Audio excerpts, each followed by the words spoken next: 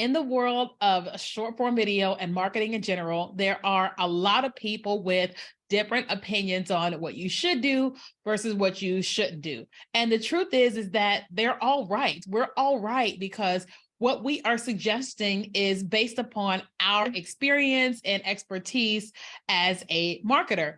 And so today on the podcast, I'm giving you the best strategies for short form video marketing based upon what I have tested out for myself, as well as what some of the marketers that I follow, what they are teaching and what they are doing.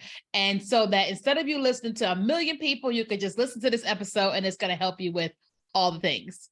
Welcome back to another episode of the Keenya Kelly podcast. I am excited that you're here today. We are talking about short form video marketing and best practices. Because again, like I said in the intro, there are so many things that you could do, and there's so many things that everybody says that you should do. And I want to give you my little list of tips. Now, what I did do was I did a little bit of research on my own according to like what I do and then what other marketers are doing. So we're going to go ahead and get into today's episode. Okay. I do have a little list here. So if you're watching me on YouTube, it's really important to understand that what is happening is I'm reading from my list. If you see me look down a little bit, then you know why. Those of you guys on the podcast, you won't really tell the difference. So the first things you want to think about when it comes to creating short form video content is that you have to first be clear on what you're going to be offering before you film. Okay. So you may be offering just content. You may not actually be trying to sell them on something or get them to do something, but you need to know what this is before you film. So that way, whatever you're saying makes a lot of sense, because sometimes we're saying a thing and we're trying to lead them to a different offer that doesn't really make any sense for our content.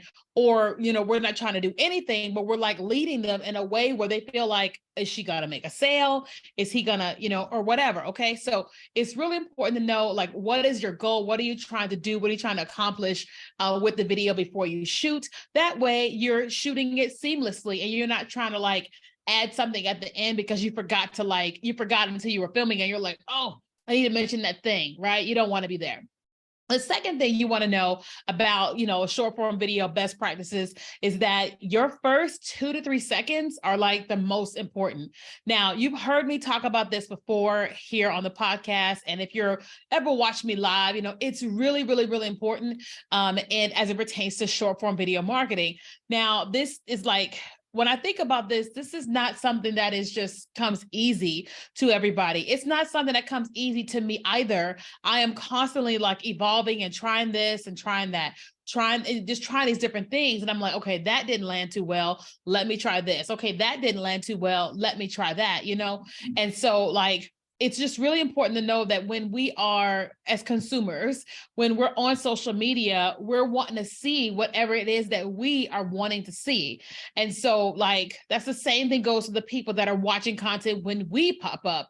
And so something that we say or that we do within that first frame of 2 to 3 seconds is what's going to cause a person to be interested in whatever it is that we're trying to talk about in our particular video. Like, just think about how many times you log onto Instagram Reels and you see this stuff, you scroll away, and then somebody's content actually made you stop, right? So it was because those 2 to 3 seconds, whatever happened in that first frame is what caused you to actually stop. And so we have to become very intentional and strategic marketers, which takes time, me included, to get really good with this. I'm like, I've been trying, and I finally said, okay, Keenya, you're going to have to really, really like take a day to like, when the next time I start batching my content, because, for the last 3 years, I've been able to kind of get away with certain things, but with like so many people using short video, I'm like, okay, I'm not getting away with it as much now. I've got to be very more intentional and strategic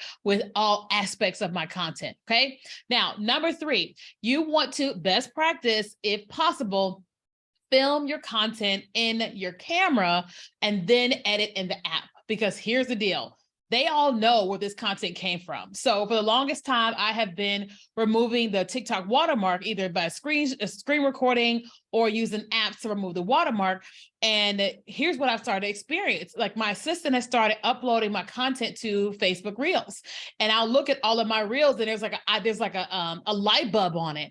And when I click it, it says there's a watermark here, and I'm like, there is no watermark, you know what I mean? But they knew that when we uploaded that video to Facebook, that video came from TikTok. And so there's going to become a time where those videos are not going to perform as well. Now I am seeing, but they're not performing as well, if I don't actually film it and then edit it in the app.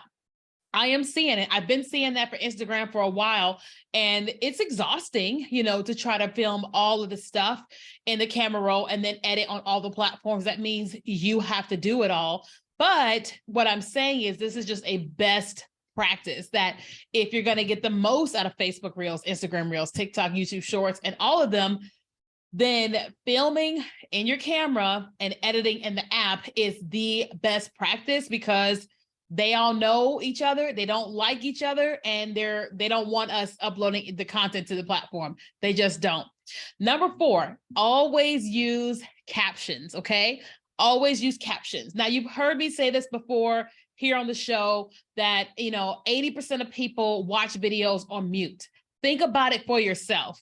You're scrolling, you've got that thing muted until something pops up that you want to listen to, that you want to watch, because the last thing you want to experience is hearing this sound and then this sound and this sound and this sound. You don't want to hear all that as you're scrolling. You want it quiet until you want to see something. And so for you, one of the best ways to get people to unmute your video is through captions. And of course, that first 2 to 3 seconds, the attention grabbing, and have captions on screen. That way, not only do they see you do whatever you did, but your text is also telling the story as well, which will cause a person to unmute.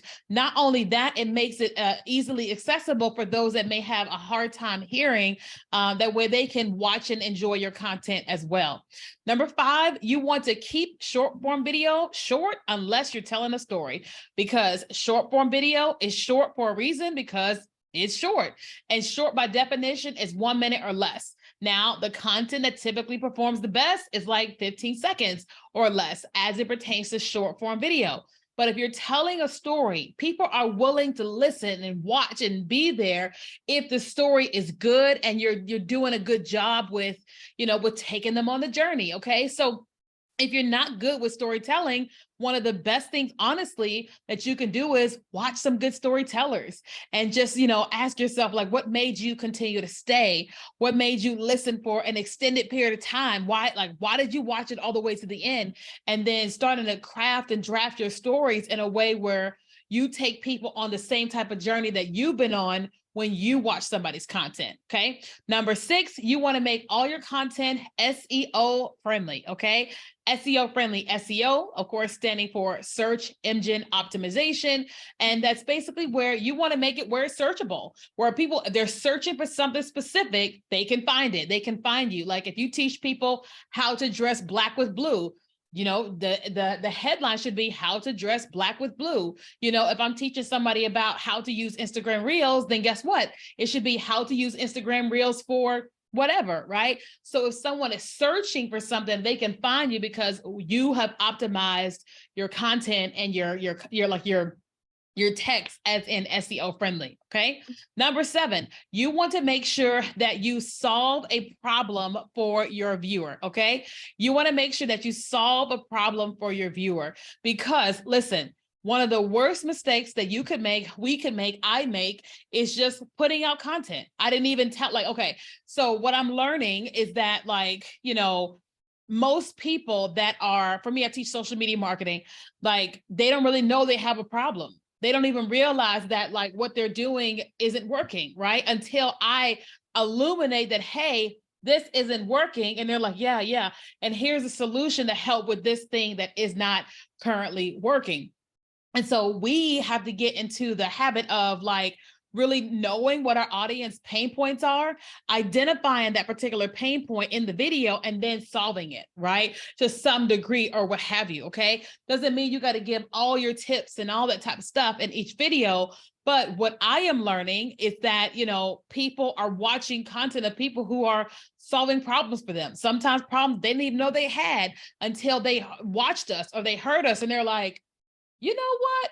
I didn't realize that was an issue. That makes a lot of sense. You know what I mean? I watched somebody the other day and she was talking about how she didn't realize that filming in her same location was causing her videos to be scrolled on by. And I was like, That makes total sense because I'm always filming in my office with this green background and these bookshelves. I'm not really filming in other places. And so people would think that this is the same piece of content that it always is. And I'm like, yeah, it makes total sense to film in other places. Now it's more less convenient because I'm here in my office, I'm sitting at my desk. I just want to film right here, but it makes more sense if I'm trying to get more people to consume my content, then that's my job. Okay. So listen, this is a short episode today, but I hope that you have found this valuable. If you are watching on YouTube, if you have questions, feel free to just ask me below. I would love to answer any of your questions. If you are listening on the podcast and you're like, okay, I've got some more questions, then what I want you to do is come to Instagram and screenshot this episode, tag me and say, hey, I listened to the episode on best practices. I've got some questions, and then let's talk in the comments. Thanks so much for listening and watching.